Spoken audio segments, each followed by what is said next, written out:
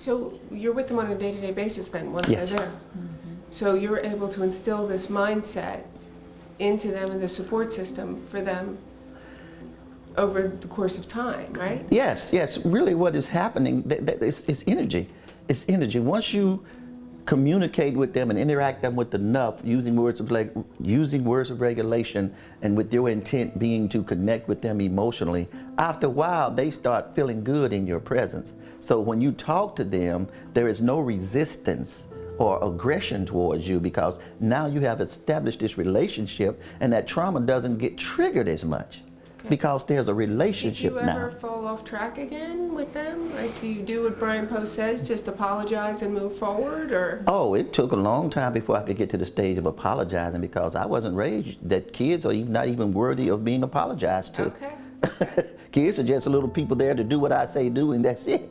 Right. And if you don't do it, then you get consequences, which is the wrong approach.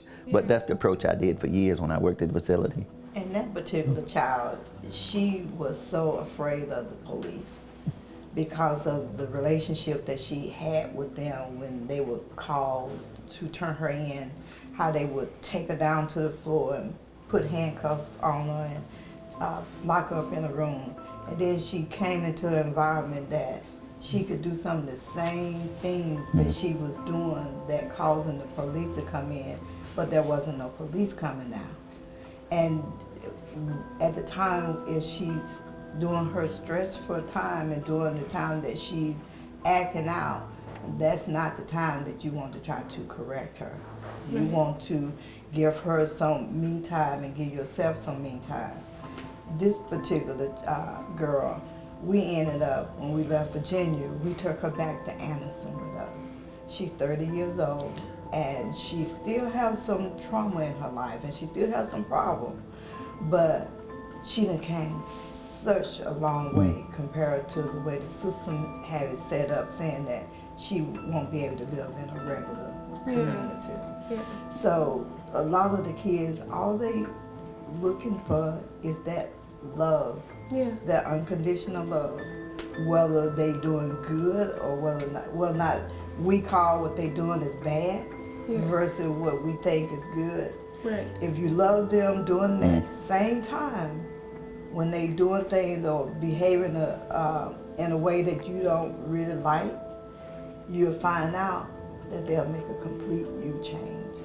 And it add to what she said, talking about success. I would say she is definitely at the top of the list on our success story, because her diagnosis said that she cannot live in community. That was her diagnosis when we first got her. They said she can never live in community. And then what happened? Where is she now? We took her home with us. We kept her in the home with us for about a year. We finally said, okay, it's time to try her out in community.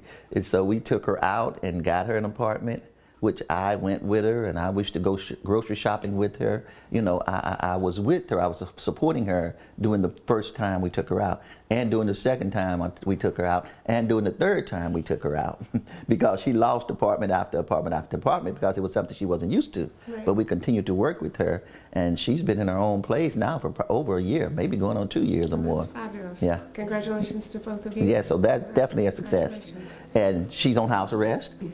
She have explosive behaviors periodically, Okay. but she has come to a place where she can manage herself. Right.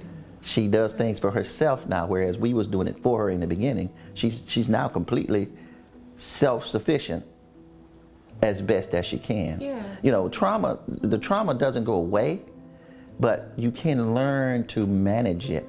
And she's learned to manage hers a whole lot better than she did before she came to us. Let's take a look at her case. What are some of the things that you saw during the time she was with you that told you you're on a good track? Like, what were some of the changes you saw happen? Well, I know when we made it to Anderson, I went and got her a scooter, something that she didn't need a driving license to drive because she was of the age that she needed to be able to get from point A to point B. Well, this one particular time, something happened to that motorcycle that she had, and she called us and told us that she needed a ride home. Well, Harold, of course, said, no, we're going to have to let her find her way home. We're not going to go get her. We're going to let her find her way home. And Was that the right thing to do or the wrong thing? Tell me the You answers don't, here, because I don't know. you don't know right and wrong. You don't know. Okay, so But what ended up happening was that night, I must have asked the mom worrying about my child out there. And my husband saying, let her get herself home. And then after a while, I heard somebody downstairs, they were just laughing and having such a good time. I went down, she had made it home. And then Harold said, tell Edna how you got home. And then she told me she seen a policeman and she stopped and asked that policeman to take her home. Well, to us, that was such a big thing. Huge. Because she was terrified of them. Yes, right, yes. she was so scared of police. But now she done established a relationship, in a sense, when And it a cut good down one. to the policeman. So they still have issues and things, but one of the things that they looking for is that unconditional love. And she know that we there for her. And when I look out there on Facebook at some of the stuff that she posts, I get a lot of good compliments from her. I just love my mom. Oh. And that make me feel good too. Yeah. And for her to even see me in that light, that's a good thing. That's a huge. That's the highest honor. Yes. That's the highest honor. But you know, it's indicators. There is no way to say, do this, and this will be the outcome. You don't know that. It's a love-based approach. You have to be convinced that if I'm loving this child, especially using the tools of the stress model, then change will come. You have to be convinced of that yourself by whatever reason that got you started looking at the stress model. And once you're convinced of it and you begin to practice it, soon you will begin to see little indicators that, hey, he's doing something different. She's doing something different. Right. The child. Right. You see indicators of what you're doing working. And then you say, oh, this is working. And then I encourage parents to do more of that. Right. If it's working, once you get little glimpses that it's working, do more of that. And the most difficult part is making sure that we, the caregiver, parents, stay in a space of regulation as much as possible.